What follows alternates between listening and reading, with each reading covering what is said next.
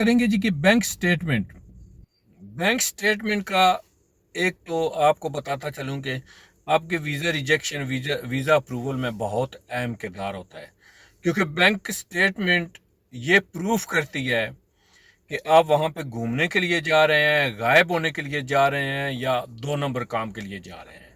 दो नंबर काम मतलब है भिखारी वगैरह, स्कैमिंग वगैरह।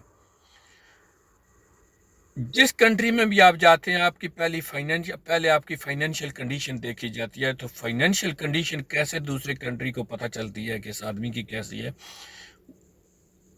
जो फाइनेंशियल कंडीशन है वो आपकी बैंक स्टेटमेंट से पता चलती है। आपकी बैंक स्टेटमेंट जाहिर करती है कि आप कितने स्ट्रांग हैं।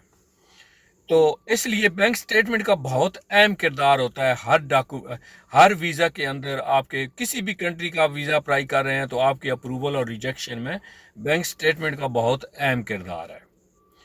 तो अगर आप जब ये एक बात ज़हन में रखें, जब आप वीज़ा के लिए पेपर सबमिट करते हैं तो ऑनलाइन करते हैं या डायरेक्ट एम्बेसी में सबमिट करते हैं, तो आपको एक बात बोली जाती है जी कि इतने दिनों के बाद आपकी अपॉइंटमेंट है। वो क्यों बोली जाती है? इस दौरान एम्बेसी को आपके मुतल्लिक सारी इन्फो मिल जाती है, वो लोग कलेक्ट कर लेते हैं।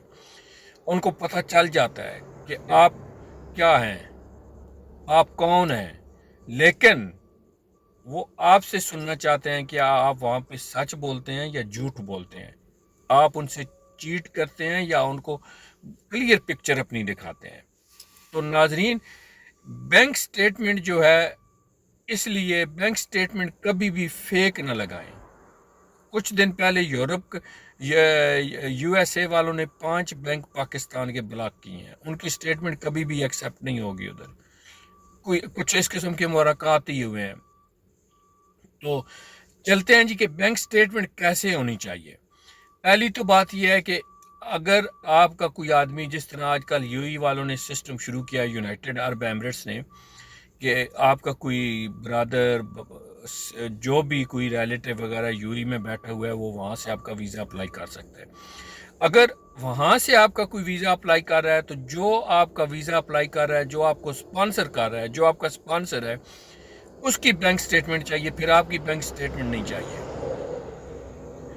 लेकिन ऑल ओवर मैं बात करूंगा कि बैंक स्टेटमेंट कैसे होनी चाहिए, कैसे बनानी चाहिए।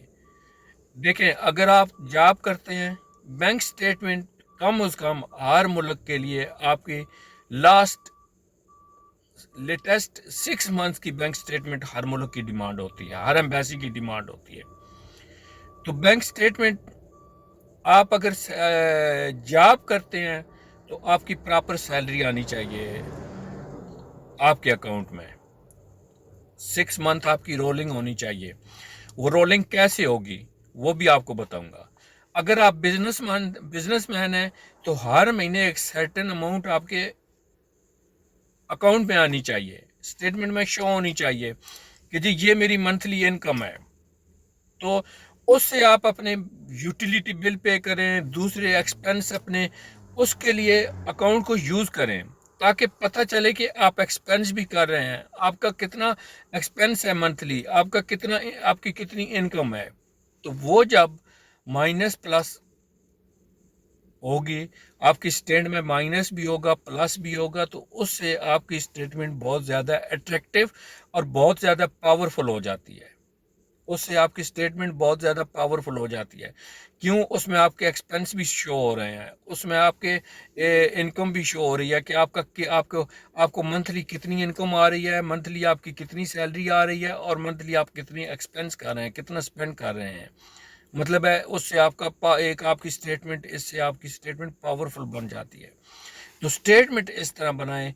ये नहीं है कि जाने जब आपने वीज़ा अप्लाई किया है उसी दिन जनाब कुछ पैसे बीच में डाल दिए हैं, और जब 3 दिन जब आपकी एम्बेसी में अपॉइंटमेंट है उसके बाद आपने पैसे निकाल लिए हैं। नहीं नहीं, ये इस तरह आपकी स्टेटमेंट एक्सेप्ट नहीं होगी। आपके लिए ये नुकसानदेह है, आपका वीज़ा रिजेक्ट हो जाएगा, 100% आपका वीज़ा रिजेक्शन में डाल दिया जाएगा। अब यूएई वालों ने क्या सिस्टम किया है जी कि अगर आप अपनी स्टेटमेंट लगाते हैं, मिसाल फॉर एग्जांपल आप डायरेक्ट अपना वीज़ा अप्लाई कर रहे हैं, तो आपके स्टेटमेंट रोलिंग, आपकी स्टेटमेंट भी उनको चाहिए, जिस तरह मैंने आपको बताया कि रोलिंग होनी चाहिए। اور آپ کے اکاؤنٹ میں بیلنس $5,000 ہونا چاہیے US$۔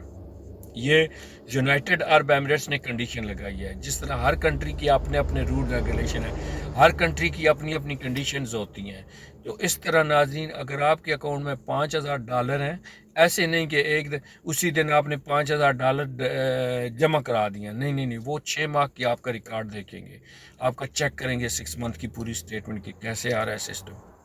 اس لیے اسٹیٹمنٹ اس طرح بنوائیں کیونکہ اسٹیٹمنٹ بہت امپارٹنٹ ہے۔